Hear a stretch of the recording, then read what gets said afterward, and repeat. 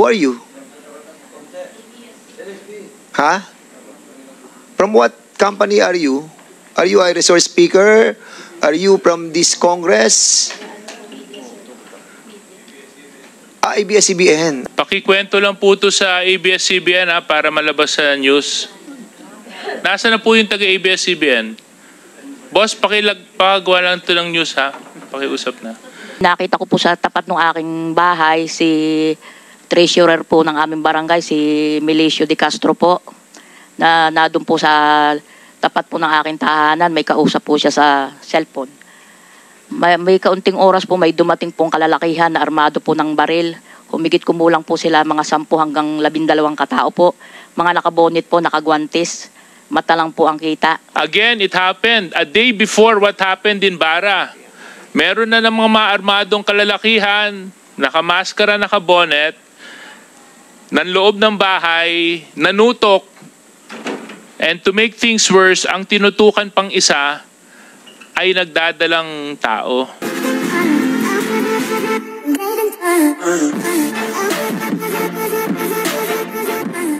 Back lang kay Attorney Barbacena.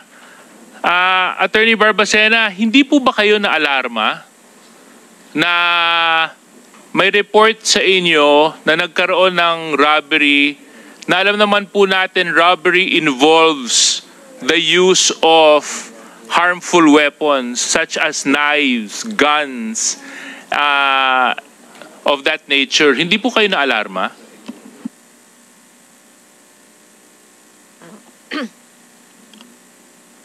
Your Honor, na-concern din naman po ako dun sa nangyaring incident dun sa... Can you speak louder? Nagkaroon din naman po, ako po may concern din po dun sa nangyaring incident sa Bara, Your Honor. Kung ganun po kasi yung naging reaction sa inyo, ang hindi ko po masyadong maunawaan, bakit wala kayong naging aksyon? Your Honor, ang report po sa atin ay ano po yun? Alleged robbery, Your Honor. Alleged robbery. So, PNP, you did not follow up on that report? Your Honor, may mga SMS naman po kami, Your Honor, na naisend at nailagay naman po namin, Your Honor, kung sino po ang victim. Kailan nyo nai-report sa COMELEC? Immediately, Your Honor, nag-send po kami ng SMS. Katulad din po na reporting po namin sa provincial headquarters. Meron ka rin bang dokumento na pinadala sa COMELEC about the incident that happened? Sa document, Your Honor, wala po. Kasi ongoing pa po, Your Honor, yung investigation, kaya yung documents po, Your Honor, ay hindi pa po namin may provide. Given that there was an alleged presence of high caliber assault rifles, didn't you think that it was necessary to request the COMELEC to increase the category level in Barangay Bara? Your Honor, hindi na po ako nakapag-request. Ano pong dahilan?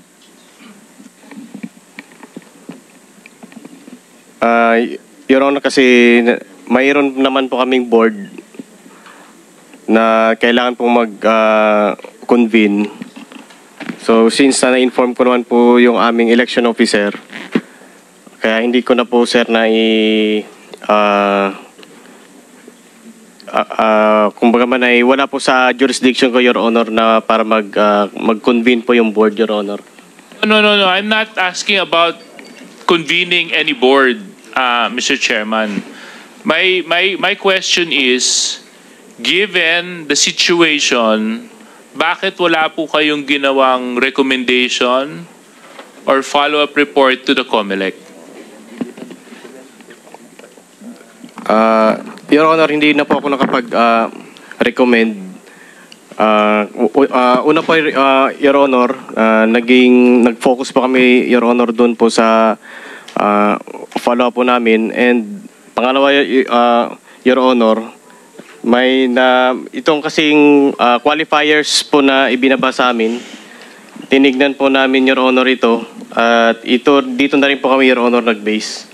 So, With the indulgence of Congressman, I think it's incumbent upon them to report to the CBFSC. yes. Dahil yun ang sinasabi dito, that's the reason why they put a different category. Red, green, yellow, blue. Pag green category, tapos nagkaroon ng mga violence, what do you call that, incidents, no? You have to report directly to CBFSC, the Committee on the Ban on Firearms and Security Concerns. You don't have to convene it because that is already convened. Ayan, nakalagay dito sa primer ninyo eh. And I'm just following the line of questioning. Kung hindi kayo nag-level up ng category, so baka sa buong Pilipinas ganyan ang ginagawa nila. Di ba? This is very crucial, and we need to find out kung what is the liability of the different agency like the COMELEC and the PNP in not elevating the different category in relation to the violence that is happening on the different areas in the whole country. Kung walang ganong klaseng kung walang ganong klaseng reporting. Sige, PD. Sir, my label as the provincial director, yung ginawa ko po naman dyan as my action taken, considering na mayroong nangyaring robbery, I heightened yung alert level sa lugar. Kaya sir, nagpa-deploy sir ako ng additional personnel coming from the Provincial Mobile Force Company para kung mag-escalate man, ay ma-prevent. And wala naman po nangyaring escalation. Kaya stay put na lang po sir namin yung additional forces na yun until matapos yung election, Your Honor. Actually, meron ding additional na personnel na pinadala yung region. You confirm this, PD? Yes, Your Honor. Nung nangyari sir yun ay nagpadala po ang regional office ng 41 personnel to augment yung Lucena City Police Office, particularly yung Bara, Your Honor. So, may incident na nangyari sa Bara, nag-deploy ka ng additional, tapos may additional pang dumating galing sa region. Tama po ba yun? Yes, Your Honor. But all of this that happened still didn't give you enough reason to do a follow-up report and increase the category level of Bara. Yun yung hindi ko maintindihan. Lumala na yung sitwasyon, nagpadala ka pa kayo ng additional na police. That just goes to show that there was a need by the PNP. That's why you deployed additional men. How come you didn't ask or request or even recommend to the COMELEC to increase the category level of Bara? Nagpadala na nga kayo ng tao. Nagpadala pa yung region ng additional na tao eh. Yes, Your Honor, pero wala na po kasi nangyari na incident after po nung deployment ng additional forces. So ang sinasabi mo sa akin, PD, aantayin nyo na may mangyari pang panibagong event bago kayo magre-recommend? Tama po ba yun? Of course, we conducted also validation para makikita namin, Your Honor, if mayroon pang mangyayari. But upon our assessment, wala na po kaming nakitang threat or possible pang mangyari sa area na yun, Your Honor. So let me just point that, Mr. Chairman, again, I think on that specific note, merong pagkukulang yung nangyari.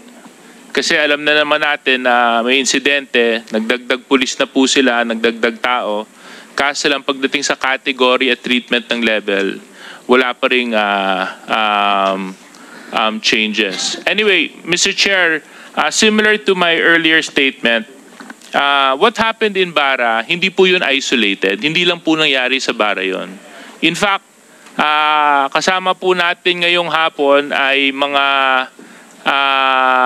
matatapang na mamamayan din na naglakas loob para pumunta sa mababang kapulungan para ikwento rin yung kanilang malungkot na pangyayari sa kanilang buhay nung nagkaroon ng halalan para sa barangay elections.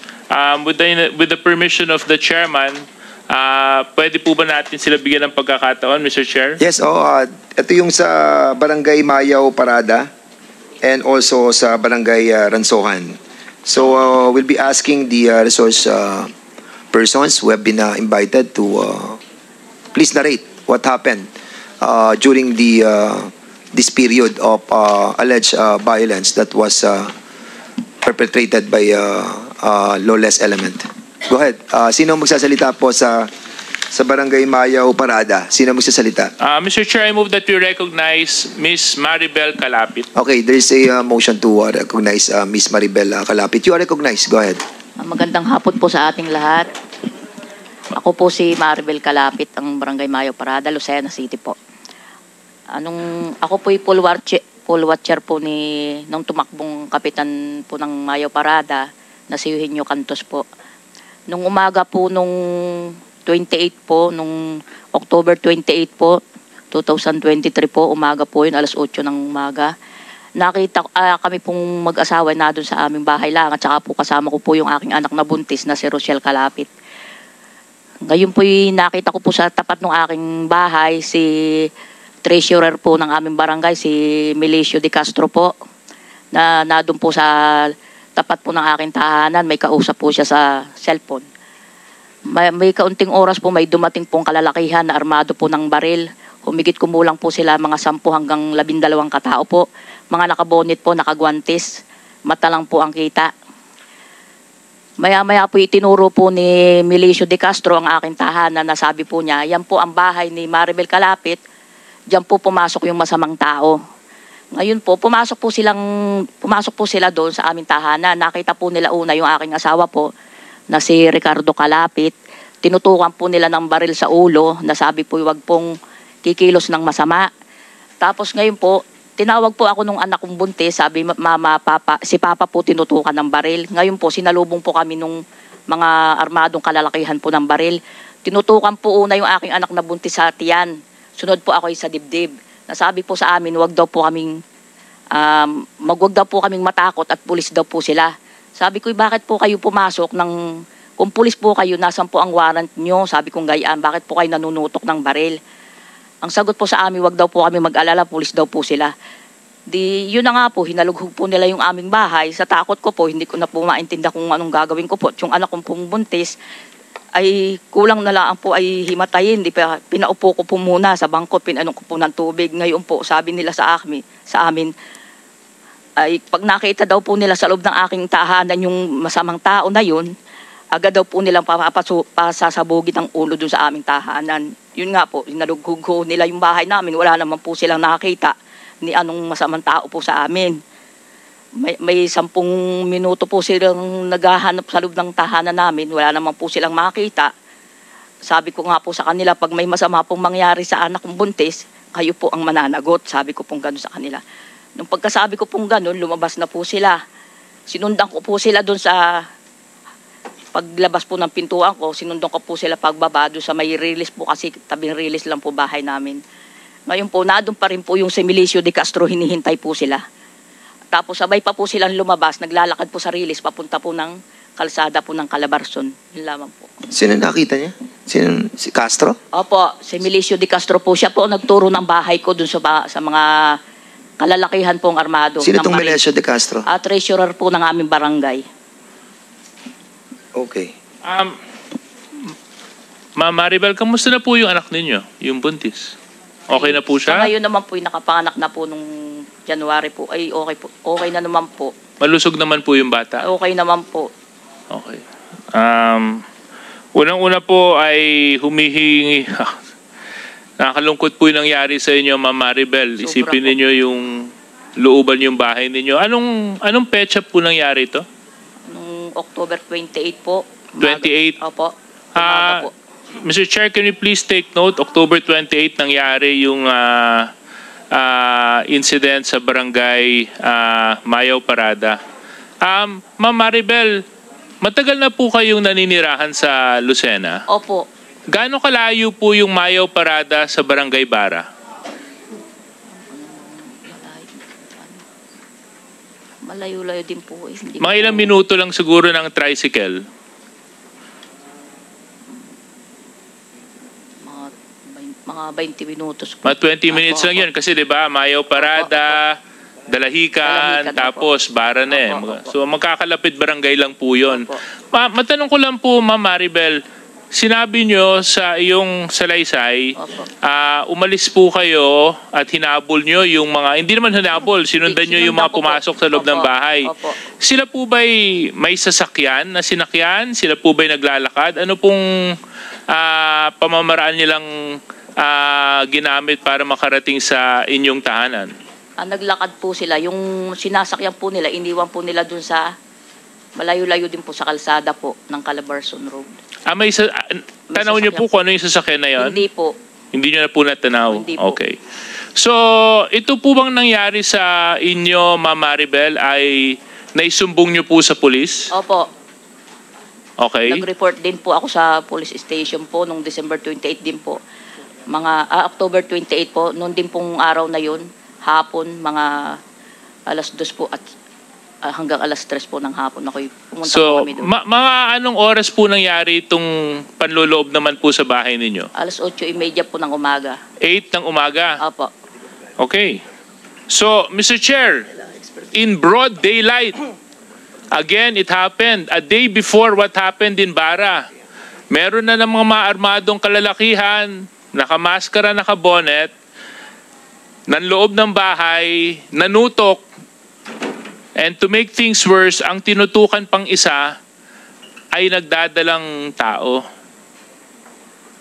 Buti na lang na nakapanganak na siya at malusog ang apo po ninyo yun. Opo. Oo. So, Mr. Chair, can I find out from the PNP what action did you take after this incident was reported to you? Your Honor, sa incident na po na yan, honestly po, Your Honor, ay hindi po nakarating personally po sa akin yung incident. Although nag-report po si Madam, Your Honor, sa station, nakausap po siya ng ating investigator on case, si Corporal Rodriguez. Corporal Rodriguez. Pwede po Your Honor, para mapaliwanag niya, Your Honor, yung kung ano po nangyari, Your Honor, nung mag-report po si Ma'am Maribel po. Magandang hapon po. Good afternoon po, Your Honor. I'm PSSG Raymond Rodriguez po.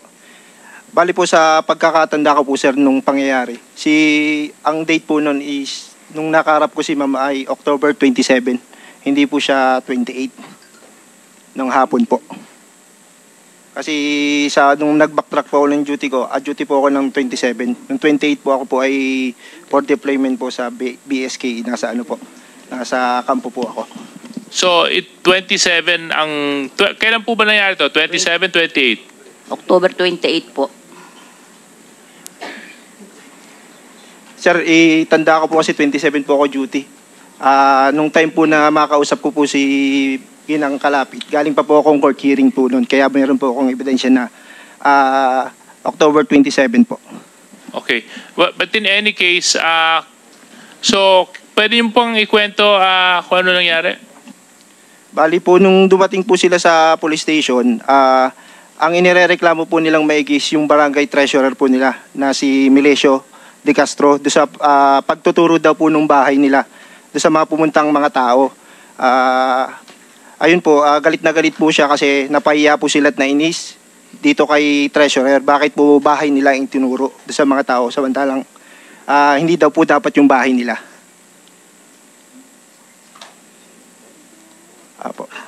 Kaya po, Your Honor, doon po sa pagkakainis po niya. For a while. Excuse me. Can you please state your name while you're taking all the pictures of the resource speakers? Who is that person? Who are you? Huh? From what company are you? Are you a resource speaker? Are you from this Congress?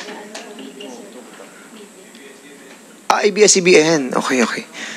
I'm sorry. Okay, go ahead.